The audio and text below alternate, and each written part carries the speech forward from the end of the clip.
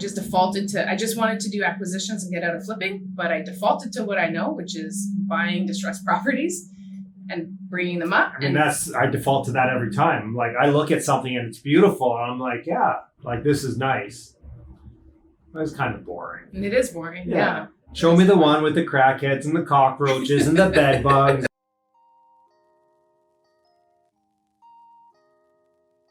Hey everyone, welcome back to the Mark Loeffler Experience. Today, and today only, we have Danielle Chaison from Strategic Success Consulting. Do not take advice from Mark Loeffler. And we go through how she would coach me. We talk about my sins, all my bad habits. We go through all my dirty laundry. So you guys don't want to miss this episode. Thanks for tuning in. Smash the like button. Make sure you follow Danielle on Instagram and hope you enjoy. Danielle Chaison, welcome. Welcome. Hi, Mark. Hey. How's it going? Good. I mean, we've known each other for a little while now, and you do a whole bunch of different things. Well, no, you do basically focus on one thing, but you basically create content for real estate investors, new real estate investors, to help get them started. And then once they take that content, then you coach them to become way better. Way better, yeah. So anybody who's interested in getting into real estate, exactly that. So the core of Strategic Success is the education component. We have the content online that I'm always building on. And it's not just for new investors, Mark, it's also for investors that want to level up. And so we do that. That's the product that we offer, and the service, of course, is the coaching. So if you want to accelerate your journey, we have some coaching that we offer as well in order to get you up the ladder a lot quicker. So in today's world, that's just how it is. Everybody wants to go fast, go hard, and they want it yesterday. So see, and I just want to slow down. You've got to figure it out. Yeah, I just want to slow down. I don't want to go faster and do it. I just want to slow down. I know. And I'm Do you have coaching for that? Actually, I do. But it's not necessarily slowing down. It's just about restructuring it so that you're not feeling the grind. Because I can't say it on the podcast. Maybe I can, but I won't, because I'm a nice girl. But you can say whatever you want. F the grind. We can bleep anything. I just F the grind, really. Like, at the end of the day, when you and me started, it was all about grinding. And we were taught, you need to grind, you need to grind, you need to. Grant Cardone, last month at the multifamily conference, that's what he was saying. Like, these millennials come in and they want the easy life and this and that. They want success and they want it easy. No, you need to put your head down. You need to work 18 hours a day and you need to do this. I don't believe in that. I think that there's another way that you can set yourself up so that you can still actually maintain your sanity while you're building a real estate portfolio. So and don't burn out. And don't burn out. That's the thing. I went through 2 burnouts, and that's when I realized, and I know that you've gone through burnouts too, and everybody in our circle, we've all kind of went through it. And now the narrative for me with new investors is F the grind, and I'll also help you with that. So there's ways to do it that makes sense in order to still build your business, but without losing a sense of who you are and at the cost of your family. A lot of business owners building successful businesses have actually lost their family because you got divorces that happen and, they're disconnected from their families. That's not okay. That's just not okay. Well, I mean, was it Kevin O'Leary? I forget. He talks about his family and his relationships, and he's like, I'm like, yeah, that's not where I want to be. Like, right. That's just Mr. Wonderful. That's not very wonderful. Like, yeah, you go work your 20 hours a day and have no life. Okay, you're worth a couple $100 million. I get it. But really. But at the end of the day, you're going to be on your deathbed and there's nobody that's going to be standing there next to you. You're going to be like Scrooge. Exactly. Yeah. And who wants that? Exactly. Who wants that? Ultimately, real estate needs to be a vehicle to your passion, whatever that is. And it really can't grind you down. If it does, then you're not doing it right. What if real estate is my passion? Very few people. You and I are the crazies out there. There's very few people who actually love real estate. I mean, I was a hockey goalie, so I get that. That just puts me on the next scale right away. So let's not talk about the Ironman stuff that you do and the crazy. That to me is crazy. To 30-hour races and 30-hour races. You won't work an 18-hour day, but you're going to do a 30-hour race. Blows my mind. I'm just saying. I work 18-hour days. It doesn't matter. That doesn't bother me, to be honest with you.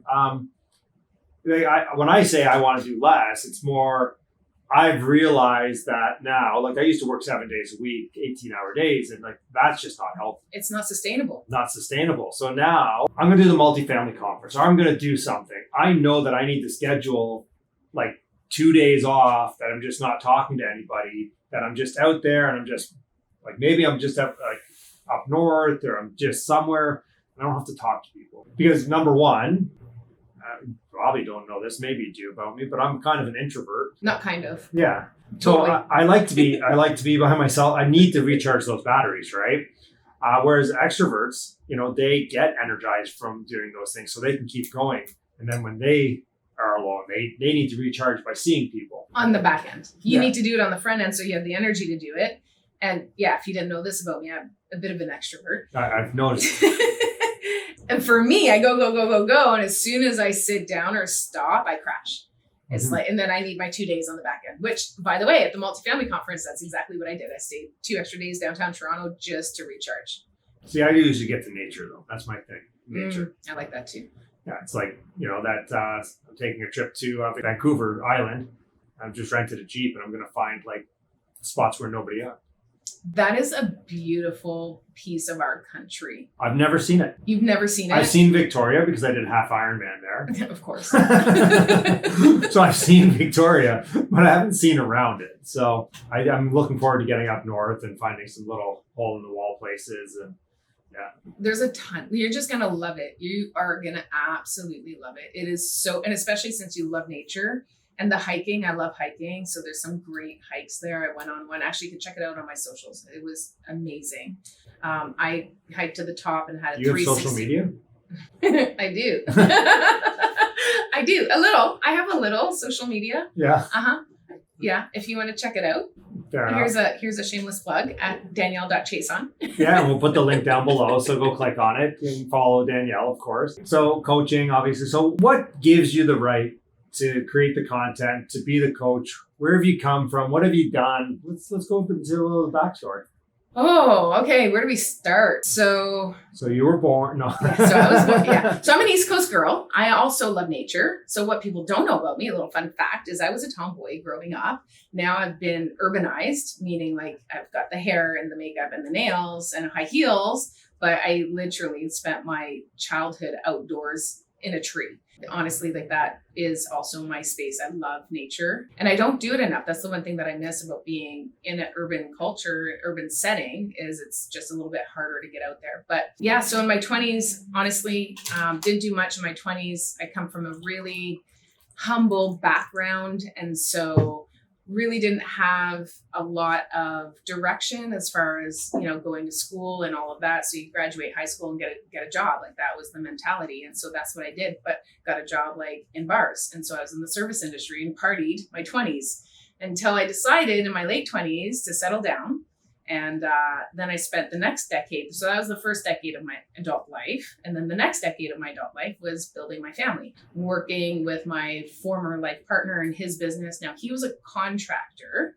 And so that kind of got me into the entrepreneurial world a little bit because I was helping him build his businesses, working in the office with him every day and, implementing systems and growing and scaling those businesses. When things fell apart with that, then I realized I needed to do something for myself. And that's when I got into, and I've always had a thing for real estate. So what gives me the right to be on the front end of helping people in real estate? Well, when I was building my family and helping the father of my children with his businesses, we were investing in real estate back then. So I started investing about 20 years ago and thought I knew everything at that point because I had properties. Yeah. Nobody else in my circle had properties. I had it figured out. I was a landlord, right? It was like, got this. Yes. Oh, we bought another one. Awesome. Let's do it again. Awesome. So we just bought single family homes and then we just rented them, did well. They were cash flowing. Back then, the prices were reasonable. Yeah, you could cash flow single families, no problem.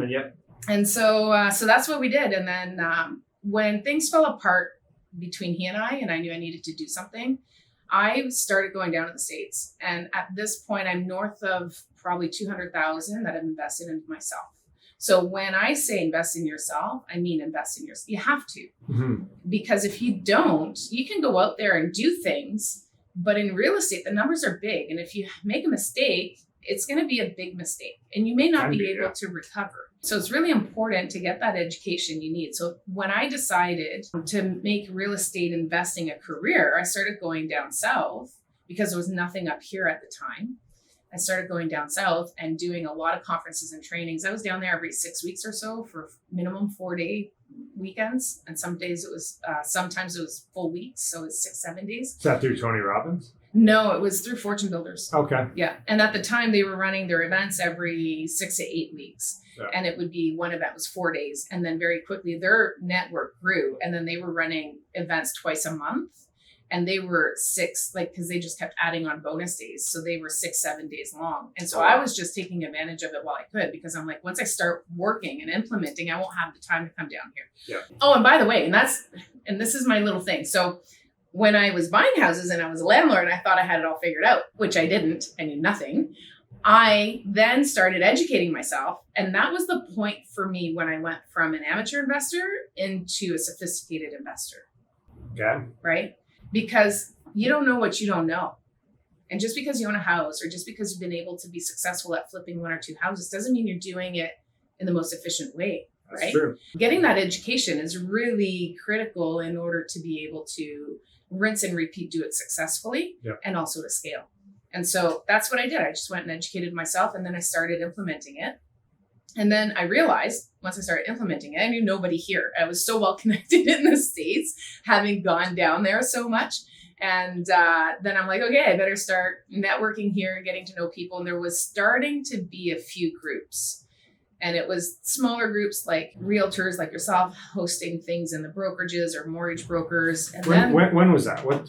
Yeah, this was a decade ago. Yeah, so this would have been, I started. Like 2013? 2013 is when Rain was big back then. Yeah. Like Darren Weeks was doing his, I don't know. No, Darren was gone. Yeah. Okay, like that was early 2000s. He was here. Rich Dad, Poor Dad. Rain was big back then. Yeah. But I wasn't connected with Rain at that point, and I thought they were just on the West Coast. So I never connected with them. And then Rich Dad was out here. But again, I went into that room and I didn't connect with the vibe there. And I never did either. It's really important that you connect with who you learn from, because the principles and foundationally, like everything needs to be in alignment in order for you to trust them to take that information from them. Right. Yeah. So I never connected with them, but then I got licensed in 2014, and then I connected with Rockstar. Yeah. So Rockstar they were starting to grow. They just started. Yeah. So I started connecting with little groups, and then the Right Club came in like 2018, 17, 18. So then I was really, really involved with them. So then I just started networking out here as I was flipping houses. And then I shifted from flipping into acquisitions, going into small multis. Let me ask you this. In the last 10 years, how many houses have you flipped? Less than 30. Okay. Yeah. Was that mainly all in the first 5 years type thing? Yeah, it was. And those were the ones that I was very hands-on on them, and I was running my own crew. So I wasn't subbing it out to GCs. So I was doing start to finish. I was a one-man show with an assistant. I had somebody working, doing admin work for me, but I was doing everything. So once I had a property under contract, then I would set up with the subs and I would get all the permits and everything that I needed in place. Once they started doing that, and they started the renos, I would be at the property at least every other day. And so, and I do have steel toe boots with hot pink laces. Well, I had to, come on. So, and I don't know if you had to, but you did. And I have a pink tool belt too. All right. Is just to totally functional, and it works. And I have swung a hammer. And do you have pink tools too? Okay, so the story with the pink tools, and this is on my social media. The story with my pink tools. I went to a DeWalt event at Home Depot. So the DeWalt rep was there, and I bought a whole bunch of tools. And then I went to the property that I was flipping at the time. And we had the floor up. I had bought some hot pink paint, spray paint. I laid out my tools all on the subfloor. I sprayed everything. and sprayed them all pink. And the reason why I did that, and I kind of learned this from the father of my children, because tools always go missing. And so I put a pink toolbox in the kitchen, and that never went missing. Yeah. Because anytime you used it, it always found its way back. Yeah. Because it's a pink tool, and you're not going to find that in my garage. Yeah. So I spray painted all of my DeWalt tools pink, so that way it wouldn't walk off the job That's site, smart. right? Yep. So yes, I do have pink tools. Fair enough. But well, I mean, you did it for a couple of reasons, but that's a good secondary reason that nothing goes missing. So especially the batteries always walk, right? Always, so you're like spray. So I was very hands-on with the flips. So the experience that I have in the construction, the renovation, and having worked with him and his businesses doing construction. So I've got a really good background with that. And then doing the acquisitions, like I'm a realtor. And so like I have done the process start to finish myself every single time. Mm-hmm. And then during the flipping, I did some burrs as well. Some duplex conversions. I also did burrs and kept some. So my coaches down in the States told me for every 3 or 4 flips that you do, keep one. Yep. So that's what I was doing. And the burrs were the duplex conversions that I would just hang on to because obviously they cash flow better, right? Yep. So, and that was all in Hamilton. Yeah. And then I just decided to go into small multis and started doing that. But I did what I just defaulted to. I just wanted to do acquisitions and get out of flipping, but I defaulted to what I know, which is buying distressed properties and bringing them up. I mean, I default to that every time. Like I look at something and it's beautiful and I'm like, yeah, like this is nice. It's kind of boring. And it is boring. Yeah. Show me the one with the crackheads and the cockroaches and the bed bugs and, I've got to check myself for whatever crawling on me as I walk through it. That's what I like. Where's the hoarder? There's no hoarder. Is this even a deal? Like, geez. Exactly. Yeah. Where's the money? Where's the hoarder? I need the money. Yeah.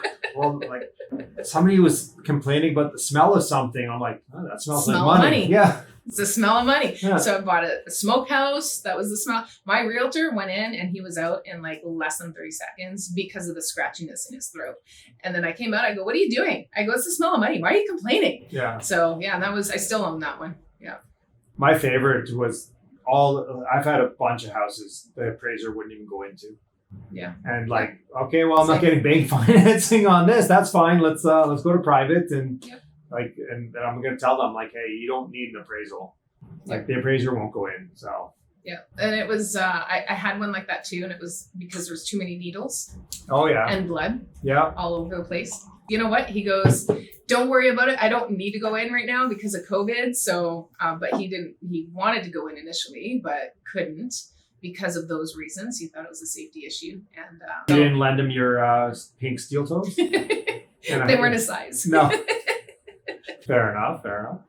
All right. So obviously you've done a whole bunch and then you got into coaching earlier. Yeah. Because once I started going to these events and talking to people and then the organizers started taking notice of me. And then they're like, hey, do you want to speak? Would you speak on this, speak on that? So I spoke a lot on flipping in the early days. I spoke a lot about dealing with contractors, spoke a lot about all the contracts you should have with your contractors.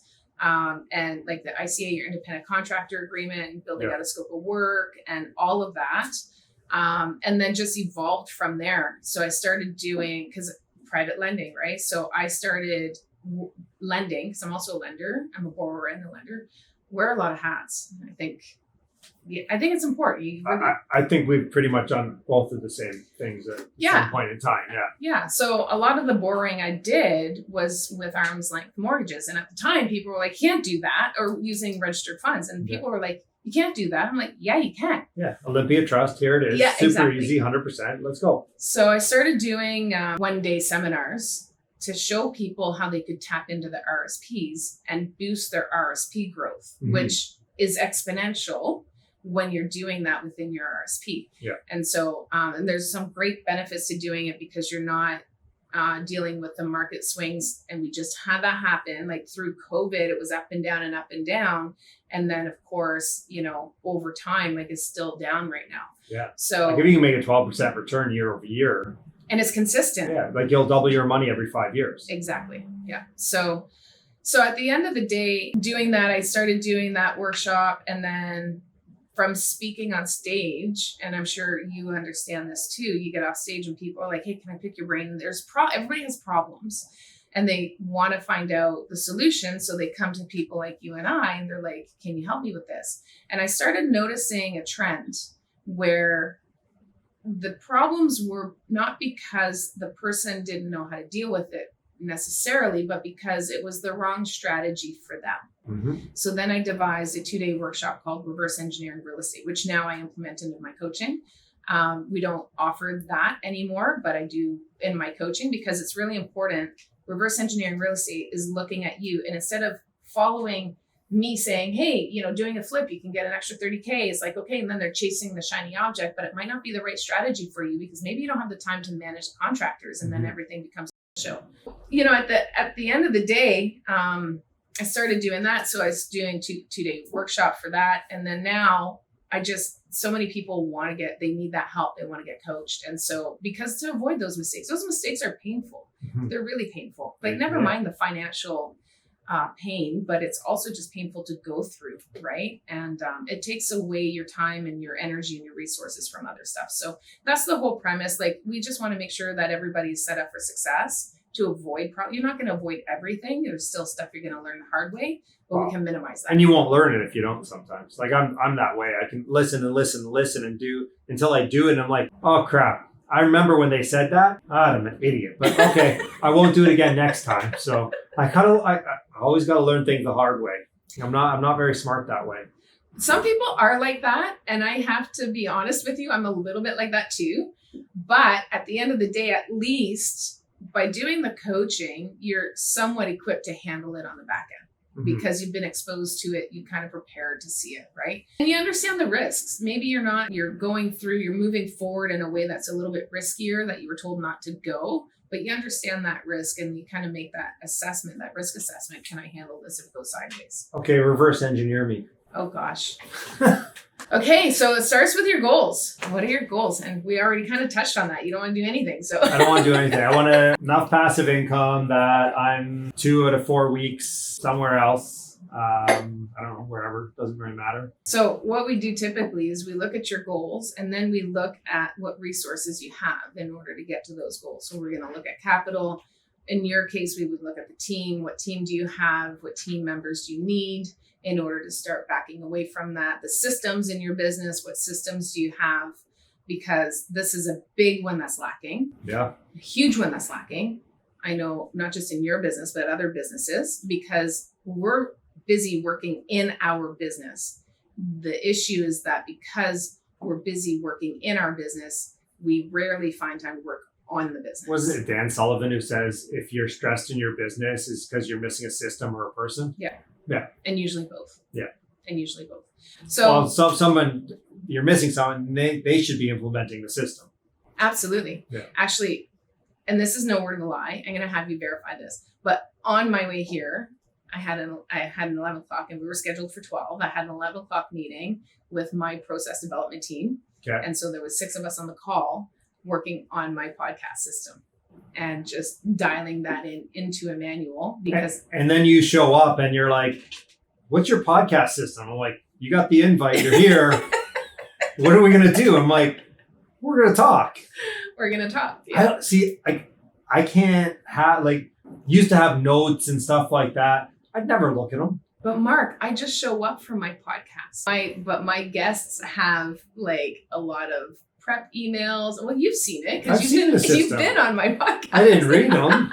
No, but a lot of people need that. Although I showed up on a prep call and you're like, what the hell are we doing? Why are you here? I'm like, I don't know. You told me to come. It was in my calendar. I showed up. Optional. It said optional. Oh, I don't read that. Yeah. See, that's not my fault. That's on you. That's true.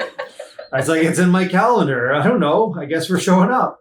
Yeah, but all of that is automated. And so if you wanna back out and have 2 weeks out of 4, you need that. You need that so that things can be streamlined. Otherwise, you're putting out fires. You're dealing with people not showing up.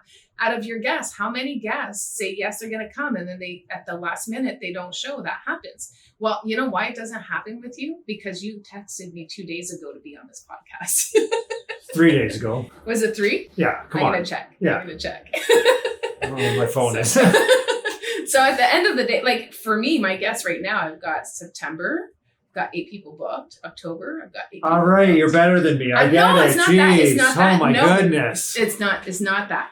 But I'm gonna whip myself point- in shame. do a penance. We're gonna do that after the show. You guys don't want to hear his penance, trust me. But at the end of the day, when you have systems, Mark, when you have systems, Hold on, systems. Yes. Okay. when you have systems, you can back away a little bit of being in the business, because then when you have a system, then you can delegate that and you can hold them accountable. It's not just about delegating. It's about delegating, letting them know what they need to do, and then having something to hold them accountable. So like on the meeting that I had with my process development team today, I said, you guys need to be more detailed than that. I want more details there. And I told them the reason why is because if the person who's implementing this drops dead and, well, let's just say quits, because it's nicer, but if they just disappear for whatever reason. I mean, if they quit, they're dead to me anyway, so. I need to, that's terrible, Mark. I need to be able to put somebody in and say, here's the manual, go and do it, to minimize the amount of phone calls that they're going to. Well, it's the McDonald's. Exactly. Right? Okay, no, so here's a fun fact about me. My very first job was McDonald's. There you go. And so I'm very systems driven. It was beautiful. Honestly, it was the best job I've ever had. It was the only job I've ever had, I think. But it was no, it's not true. I had another job after that. You're a bartender. Yeah, it was not a job. I've never had a 9 to 5. Okay. I've never had a 9 to 5 in my life. So working outside of working with the father of my children in his office, but even then it was a 9 to 5, because when you're sleeping with the boss, you don't have 9 to 5. So, so I was basically making my own hours, but yeah, no, at the end of the day, having systems will help you get to where you want to be. So you got to build up the system, hire the right people, put them in the right seat. So it's not just about hiring people. It's about hiring the right people, putting them in the right seat, and then you can start backing away and trusting. And believe me, anybody who works on my team, they know, like, I am detail oriented. I like things done in a specific way. I'm very anal about stuff like that. And so it's doable, but you have to have the right people. So many students come to me and they're like, but Danielle, it doesn't work. I hired this person. I hired that person. It was the wrong person for the wrong job. And you didn't give them the right instruction. And you didn't give them the right instruction. You didn't train them properly. It's huge. But that's why people don't like hiring. Oh, because they got to train. Yeah, I don't like to train. Who does? Yeah. Well, and I'm not detail oriented. At the end of the day, I'm not. Like, I'm very, very high level. Yeah. Like, here's the job. Figure it out. It's very entrepreneurial. Yeah. It is an entrepreneurial trait. And a lot of entrepreneurs just want to go out there and get it done. Well, it's like I'm going on this vacation and I'm talking to my buddy. I'm spending a night at his house the first night. And then it's like, well, where are you going? I'm like, I don't know. I got a Jeep with a tent on top. I'm just going to go. He's like, well, where are you staying? He's like, you had to book the provincial park 6 months ago. I'm like, I don't know. Like, whatever. There's a back road somewhere. I'm like, it's a big island with very little people. I'll find a place to sleep. I got a tent. I got a stove. I think I'll be fine. Like, I'm not going to go hungry. I'm not, I'm not going to not find a place to sleep. Yeah. Like, and I said, listen, there's apps for that. Like, there's where you can find spots. Like, in worst case, like, you can sleep over in Walmart parking lots or Home Depot parking lots, right? Like, I'm like, it's not that big a deal. I'm sure I can find someplace in the woods or someplace by an ocean. It's an island, for God's sake. So. But you always have his couch. Yeah, but he's in Victoria. I don't want to be in Victoria. But worst case scenario. Worst case Scenario. Worst case scenario, there are paid campgrounds there. Fair enough. Or like I can go glamping. Like I got a credit card, I got cash. I think I'll be okay. Right. But that's how I travel. But do you run your business like that? Yeah. Very feebly. Yeah. Yeah. Stop it. Why did I ask these questions? No, but that's the thing. How bad do you want it? How bad do you want to be gone 2 weeks out of 4 out of your business? Good question. When it's important enough to you, then you'll make the changes you need to make. Talk to me then. All right. And then we'll make it happen. We're going to make it happen? We'll make it happen. What would we need to do to make it happen? What does that process look like? You're not coachable. You just told me you're not coachable. So you I didn't say I wasn't coachable. You said you don't do what your coach is telling you. Okay, so say you have to do I the don't work. have coaches right now. But I don't have a coach right now. Okay, so maybe you need a coach. At the Maybe. end of the day, you need. I think everybody needs a coach, by the way. Absolutely. I just haven't found the right one yet. Stop selling. Hypothetically, what would the steps be for someone like myself? Pick up the phone and you call me. And then what would happen? Then we meet. No, I'd have to come in and really analyze your business and take a look at who is doing what. First thing I would do is just systematize everything. So I would have to sit down, go through all of the different processes that you go through every day, and then systematize it, and then assign those to people, right? And then you just got to have conversations with them and make sure. But really, Mark, when you're in a position where you're at, you need to have somebody who's in between you and the integrators. So you need somebody managing, right? I have that person. So if you have that, so together you work together on that, say, this is what I want. Let's do the system, let's build the system. And then I want this person to do that. Make sure they're going to manage that. They're going to own that process, right? So they're going to make sure that the team is implementing all of that, right? Mm-hmm. And that's what you need. When you get to that point, then you just need to do check-in calls with them. You can do it from anywhere. Mm-hmm. You can do it once a week, which I don't recommend in the beginning. But after somebody's been doing it for you for a while, then the longer, it's like a contractor. When you hire a contractor at first, you're going to be there holding their hand. You're going to be checking up on them every day. You should do that. Do not take advice from Mark Loeffler. Mark, you're scaring me now. I was joking. It was a Better joke. be joking. Yeah, no, I know. Jeez, do you not recognize sarcasm? Wasn't yes, this yes. I mean, as a bartender, didn't you learn that in that time? Like, I was the one that was the sarcastic one. Oh, of course. I was the cheeky one. There So listen, when you're first working with somebody over time, you're going to build that trust and rapport. They're going to learn you because as you're working hand in hand closely together, they get to find out that's their training. So they get to find out what you want, and then they get to learn how to do their day so that they can give you what you want, right? And then over time, there's less and less communication. So that 2 weeks, you could go a full 2 weeks, and at the end of a year, once you've implemented all of this, you could 2 weeks out of a month easily. Mm-hmm.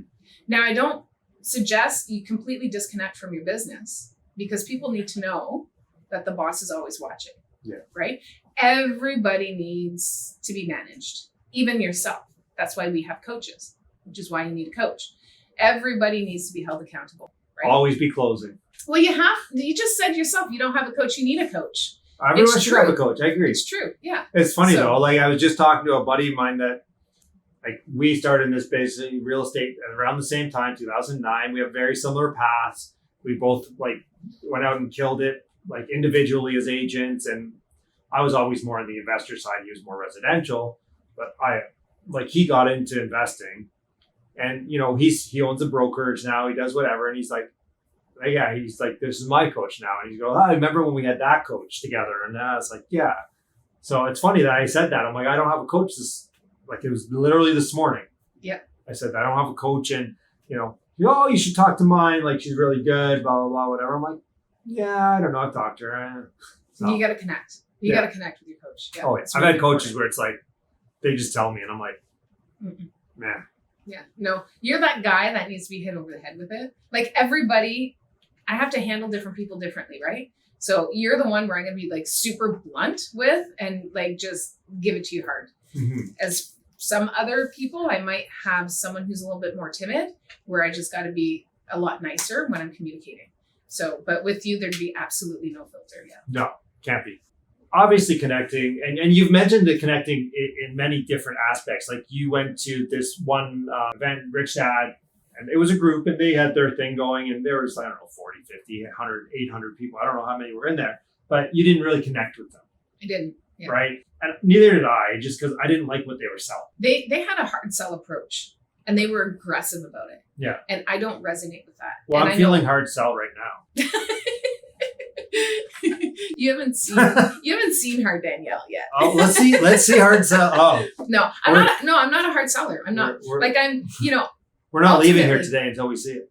I couldn't give it to you because I just it's not in my DNA, which is why I didn't connect with Rich Dad, Yeah. essentially, right? They were very aggressive about it. And then they were also, in my opinion, and maybe other people might have had a different experience, but for me, and I went twice, by the way, because I thought maybe it was just the speaker the first time. So I went back a second time, but it's Same the whole, pattern, yeah. it's the whole culture that they had at the time that I felt. And so it was, the second time I went, my realtor went and with me, and he was handing out his business card, and they told him not to do that. And they were like really mean about it. Like they were like, you can't do that, like very aggressive. And I was like, no, not connecting with this at all. So they had a culture that I didn't resonate with and didn't hold true to my level of integrity. Saturday is go raise your credit cards. Yeah. Get that maximized so that you can come back in Sunday and buy the course. That's crazy. Yeah.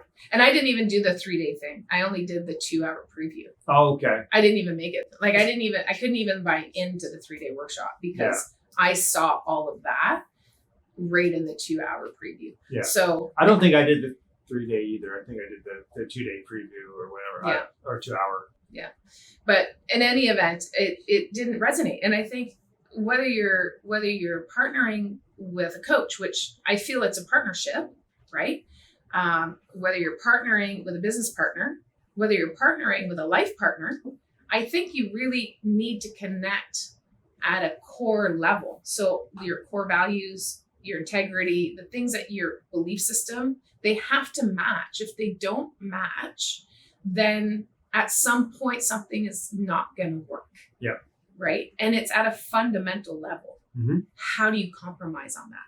Yeah. Well, you shouldn't. You shouldn't. Yeah. So it's really important that you connect with somebody that you connect with on a fundamental level, because all the rest you can compromise on. Yeah. You can't compromise on your core values. You just can't. And you shouldn't. And so I think that's where a lot of partnerships fall apart. And I think that's where a lot of coaching falls apart too.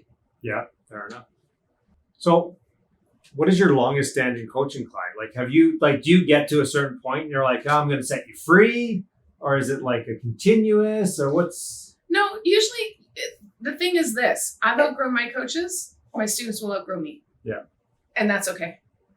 And you have to. Yeah. Because you got to constantly keep growing.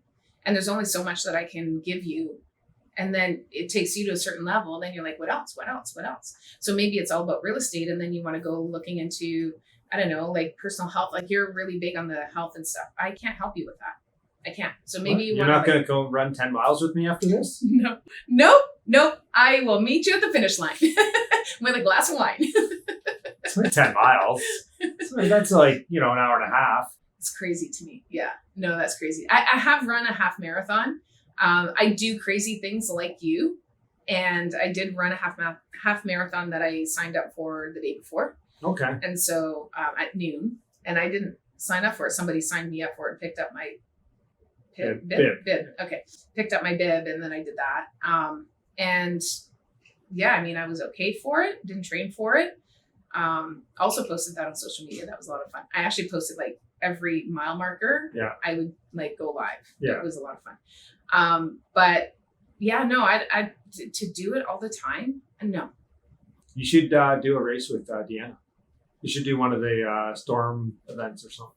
What's a storm event? I've always wanted to do like a Tough Mudder. Is it like that? Like where they have like obstacles? No, this is like canoeing, mountain biking, and like trail running.